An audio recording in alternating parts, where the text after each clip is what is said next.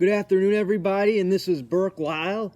We are on the air right now, and there is some major NFL news to share today. There's at least 5 stories going on right now, and there will be plenty that I will be going over today and tomorrow and over the next few days. The new league year will be starting this Wednesday, and as of right now, free agency is underway. Deals are being made, franchise tag deals are being made, so I will go over all of that. The deadline is just I think really within the next hour or so, certainly by the end of the day. So tomorrow I will try to go over the franchise tag deals. But right now, big news, the NFL has released a new CBA.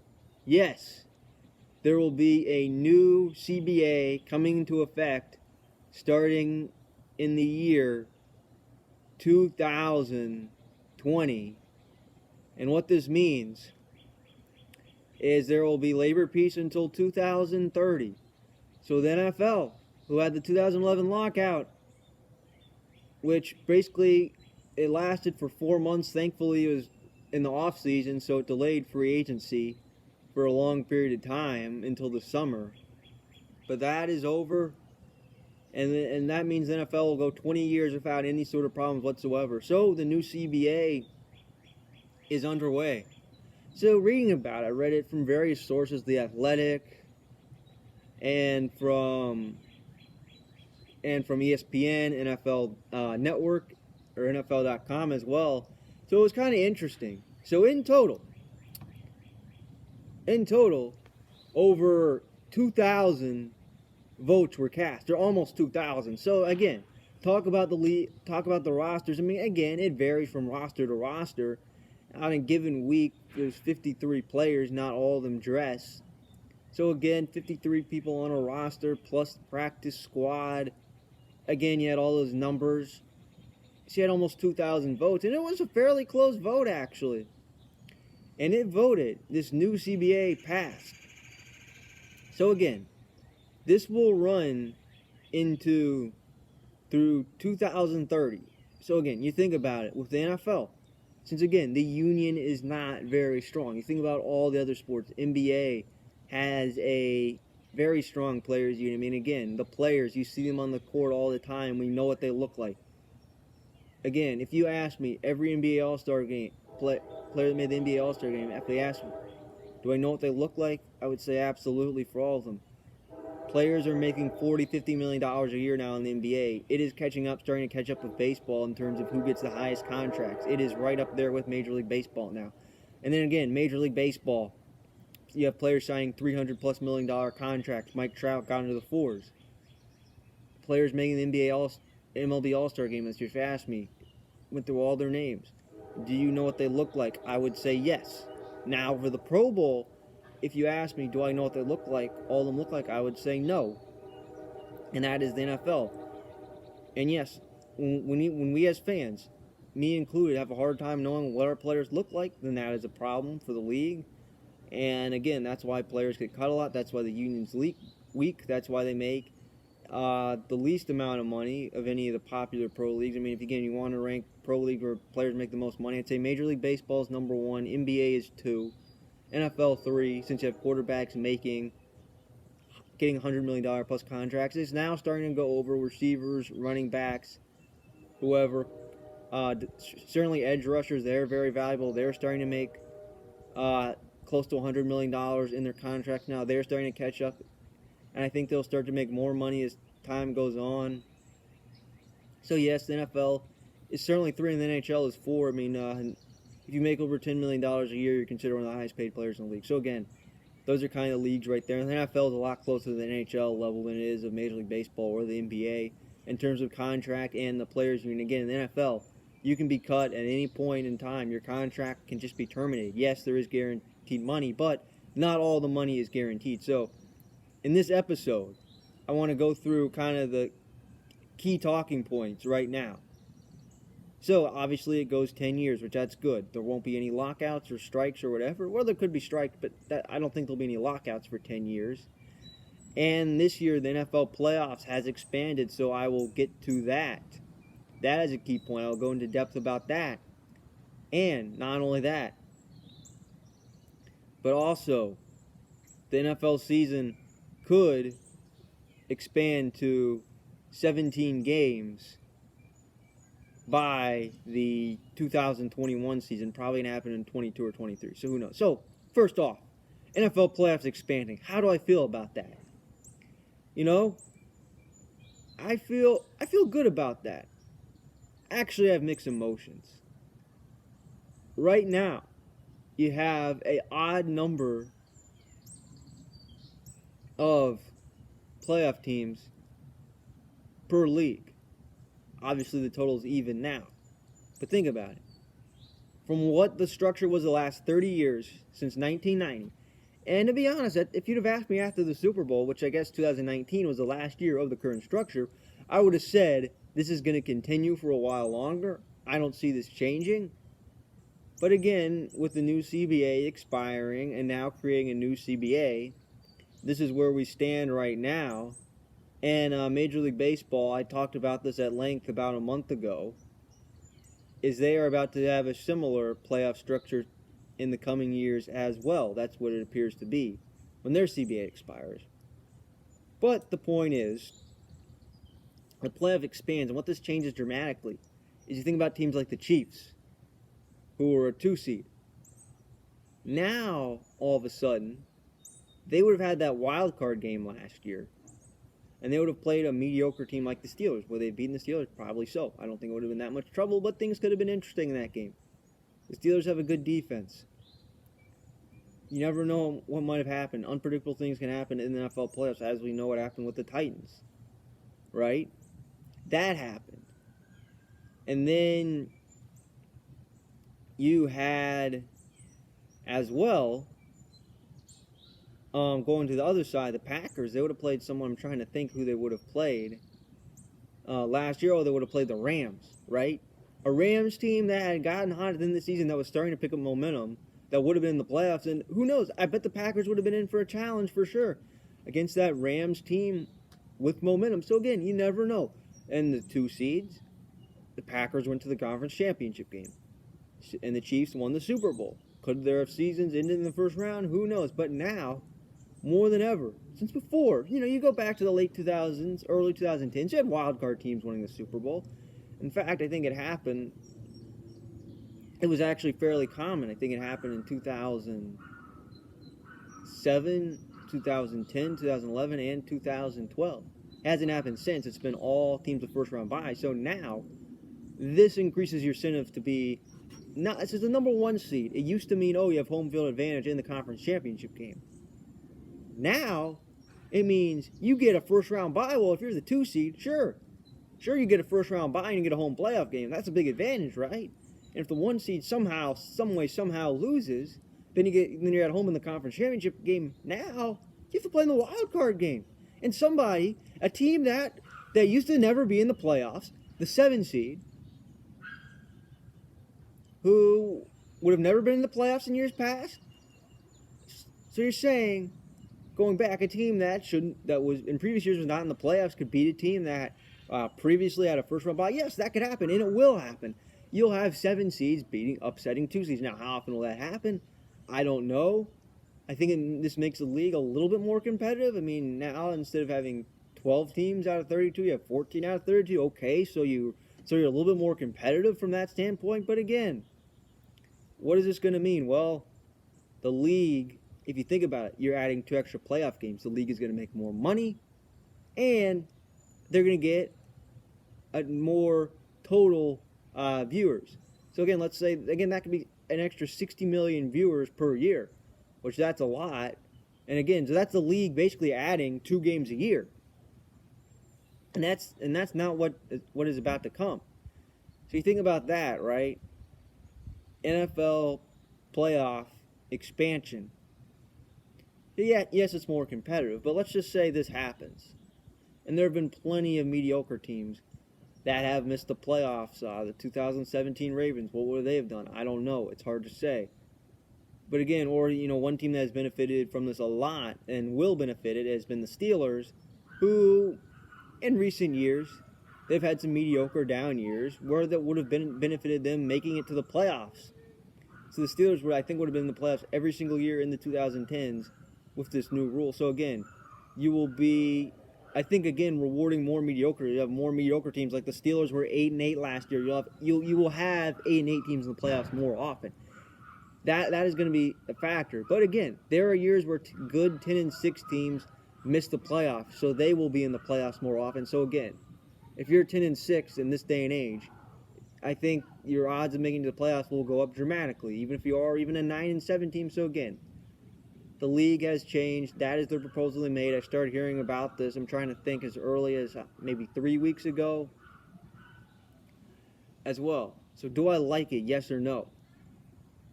I do like it somewhat. It's going to be an adjustment. And for me, and I'm not complaining, but for somebody who breaks down the NFL playoffs, that wild card weekend, as hard as it is already, having to go through 8 teams from scratch, I now have to do 2 extra teams. So that means every day I may have to wake up early to really prep and prepare and dedicate a lot of time to this. Say either late at night, early in the morning, things like that. So again, there are more games. You now have, instead of what it used to be is you had 2 games on Saturday, 2 games on Sunday. Now, and this is just a guess I heard maybe talks of this, is let's say you have 2 games on Saturday, or 3 games on Saturday, or 3 on Sunday. Maybe you add in a primetime game on Sunday. And then after that, you have a Monday night game. Please make those teams play on Sunday, which I think you would. Right? So you have that as a factor now. There's no way in the world you'd make a team have just 5 days in between games. That would not happen. So again, this is something new. This is something that's never happened before. This is playoff expansion. Yes, this makes the league more competitive. Teams that have been mediocre, like say the Washington Redskins, who again have been 9-7. You might see them in the playoffs maybe just a little bit more often, or maybe teams like the Detroit Lions, or maybe the Falcons will be in the playoffs, or the Buccaneers, whoever.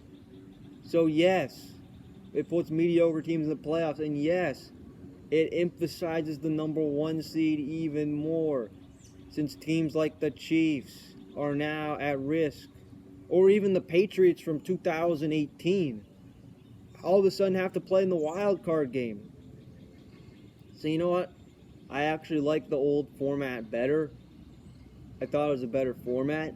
So yes, there's some things I don't like about this, but as long as you give extra teams opportunities to make it to the playoffs, I'm okay with this.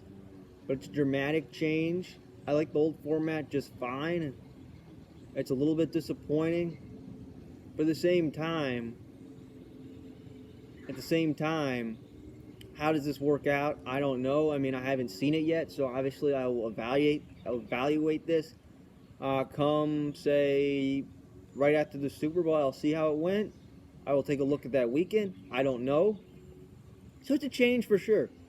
It's definitely a big change, but I think it's a change that I can deal with, and a change that I'm okay with, to be honest, quite frankly.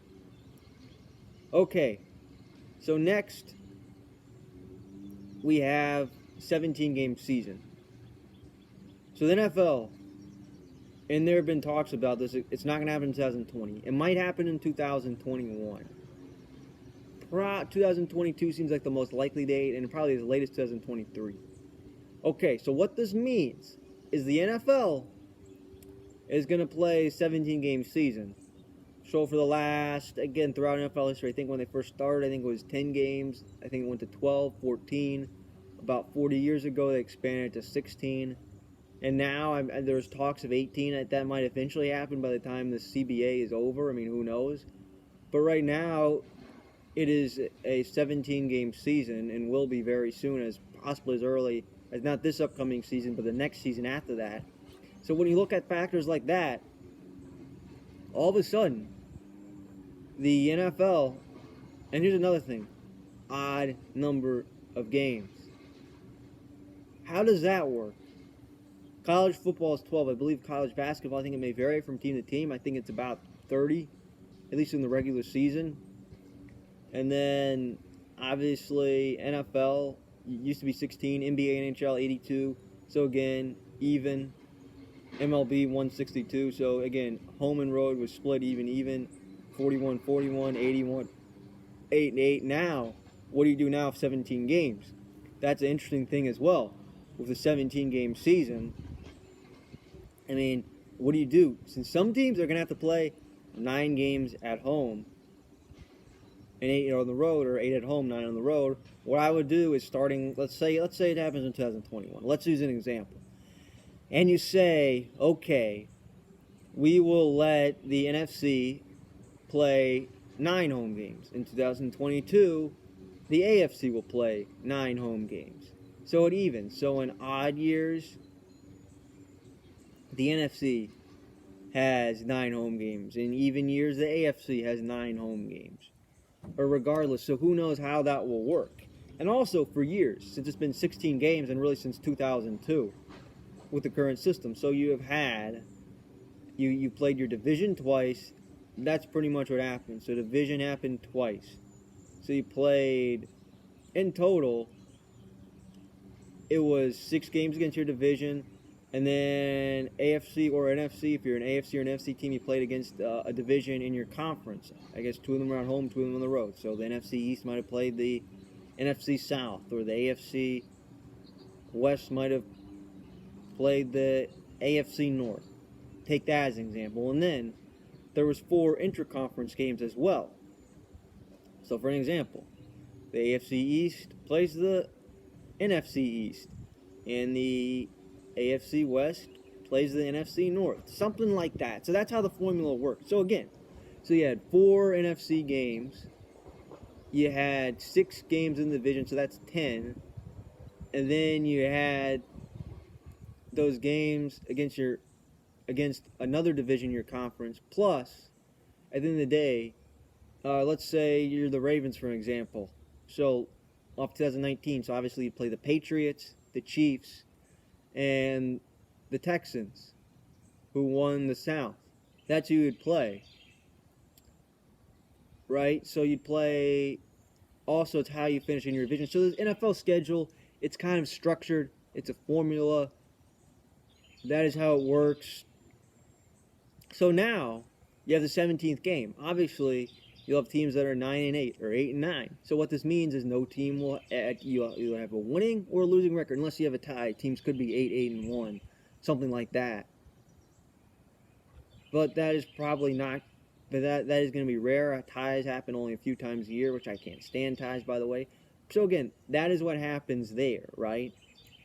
So you have teams of certain records. So now, what happens next? And what happens in that 17th game? Like, how do you decide who plays who, right? Like, how does that happen? So what I just went over. I'm making this up completely. Okay, you're the Patriots. Okay, Patriots. This year in 2021, you will play. I'm trying to remember the formula. Okay, you will play the NFC South. I think that's how it works. Okay, you play the NFC South. Oh, you'd play the AFC West or whatever. I'm just making this up. And obviously your division twice. And the 2020 Patriots, let's say they win the division again. You'll play whoever finished in first place in the rest of the division. So Ravens, Chiefs, Titans, just to make it up. Okay, so obviously that's 16 games right there. Now, what do you do next? Who do you play in that 17th game? And this applies to all teams. Like, who do you play in that 17th game? How does that work out?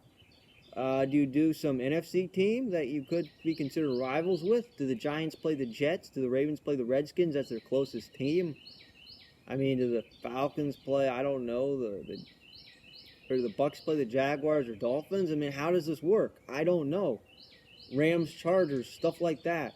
How does that work out? Do you play an extra NFC game every year? Do you maybe play one team 3 times a year? I mean, how are we going to do this, right? I think 16 was perfect. I'm opposed to this. I don't like the NFL expanding their season. And they'll eventually go to 18. I don't like this at all. Yes, the league makes more money. Since obviously you add in 16 extra games. Right? That's 16 extra games. So that means, think of all the fans that go to those games, right? All the stadiums, 70,000 people. That's a lot of extra money right there. And on top of that, you have television. Think about how many ratings you add, right? You have an extra Sunday night football game. You have an extra national Fox game. Plus, you think about the regional markets. So, yes, the league will make more money since they'll have more revenue. Think about all the extra fans you'll get going to the games and buying extra things from the concession stands or team stores or whatever. You'll have you'll have extra things. Plus, keep in mind the expanded playoffs. So, yes, I kind of like the expanded playoffs. But if the NFL said we're just going to keep it at 6, and then we're going to stay at 16, that'll be fine. But I do not like the 17th game. But I think the players didn't want it. But they had to give in to it. I think it was part of their compromise. I think that's what. I think, again, so yes, I'm sure the players are fine with an extra playoff team, especially those players that maybe are on mediocre teams, right? Maybe less coaches get fired, stuff like that. But again, I do not like 17 games. Number one, odd number of games. No sports league, at least in North America, plays an odd number of games as part of their schedule.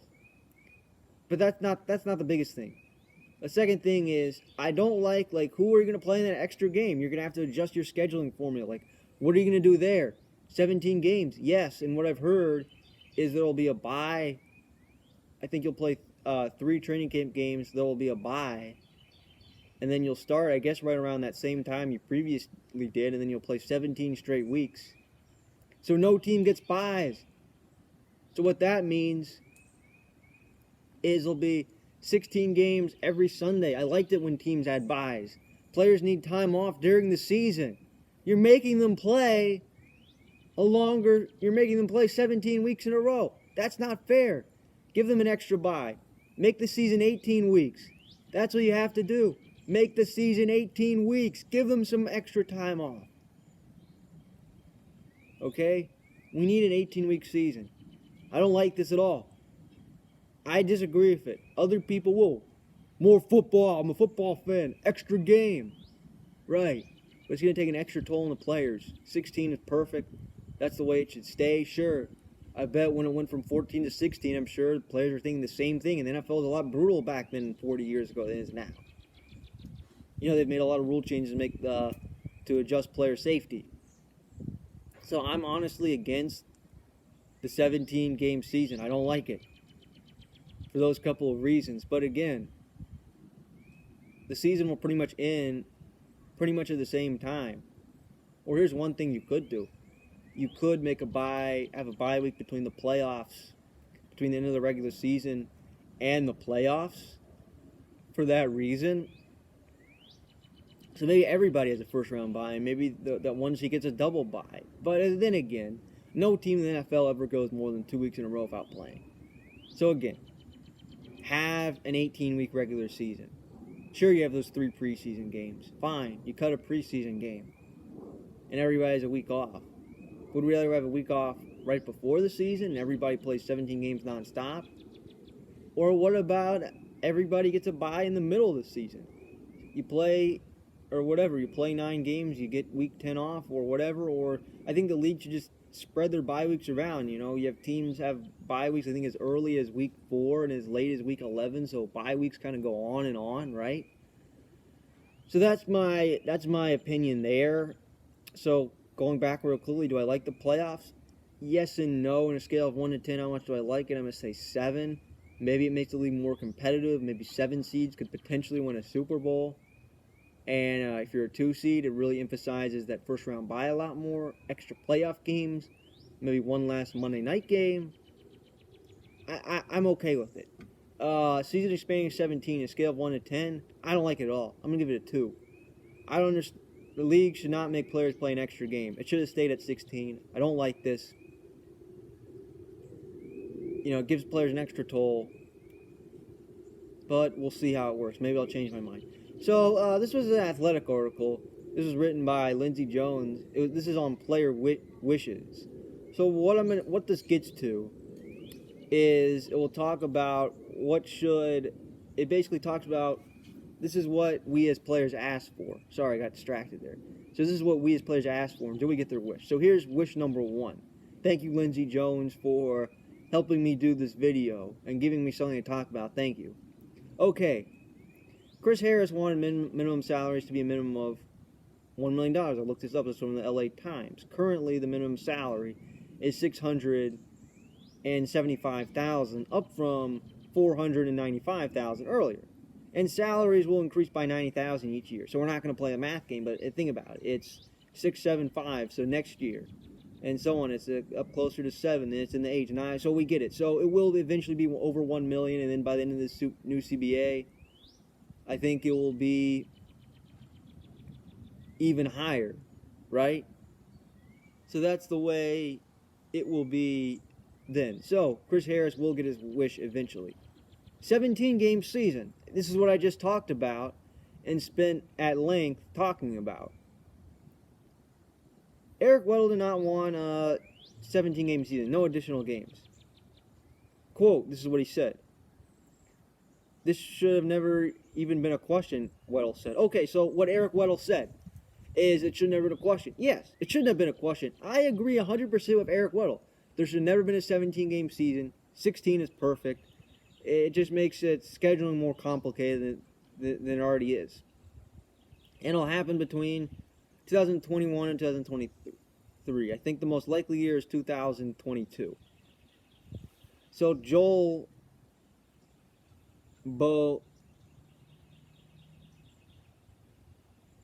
Batonio of Browns Yard said he wants a 50-50 split in revenue. So this is what he said. Quote, as the people who put their bodies on the line, I think it should be a 50-50 split because we didn't get it last time, Batonio said. Okay, so that's coming from an offensive lineman from the Browns. Okay. So what I've heard, he's getting his wish partially. So it's at 47% right now. It will increase to 48. And then once the 17-game season kicks in, once the new TV deals start, it will be 48.8%. So just about 49%. So almost 50-50. Very close. I think it should be 50-50. What the other leagues are, the National Hockey League, I can assure it's not 50-50. NBA, MLB, I don't quite know what it is. But the NFL is not 50-50. So, again, maybe you should do it 50-50. Since, again, yes, the owners pay their players a lot of money. I mean, you look at payrolls. Teams' payrolls are in the hundreds and $200 million payrolls, yet the owners are billionaires and make huge amounts of money. So should it be 50-50? Yes, I agree it should be. But it's not. And this is what Thomas Davis... So Thomas Davis wanted post-career health benefits. It's not going to happen entirely. So $2 billion going out towards retired players. Okay, I'm going to say this right now. I have never played tackle football at any level. I played a year of flag football in 7th grade. So I don't know what it's like to get hit at any football level. High school, college, and NFL. And I will never know. Okay? But what I know from watching years of football and reading things, football is a very violent game. Along with hockey, it is probably the most violent game out there of any sport, any team sport there is. Maybe rugby's more violent. But the point is, they're putting their bodies on the line, and obviously, when you think about it, football, you get concussions. You may go on. Yeah, I've heard of players getting 6 knee surgeries or 8 knee surgeries, whatever. Think of all the surgeries they might get.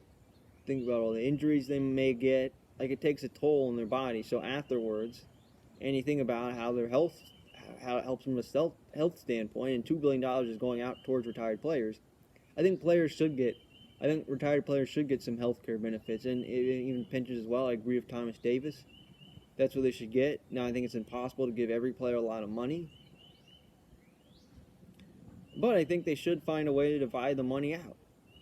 Okay, so this is LaMarcus Joyner, a Raiders defensive back.